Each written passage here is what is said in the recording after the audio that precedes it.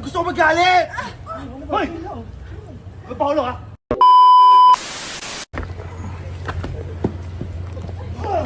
Tumayo ka ano? Square tayo ka na! Ano ba? Ano? Tumayo ka dyan! Paulo! Ano ba Magbuhat nangyayari tayo! dito, ha? Ano nangyayari dito? Ma, hindi ko alam. Ano hindi mo alam? Alam mo dahil kitang-kita ko kayo! Ano bang sinasabi nitong apong ito? Anak, I'm sorry. I'm sorry. Sisinungaling ka. Ma, nagsisinungaling ka sa akin eh! Tinanong kita ng diretsahan kung sino yung lalaking yan! I know.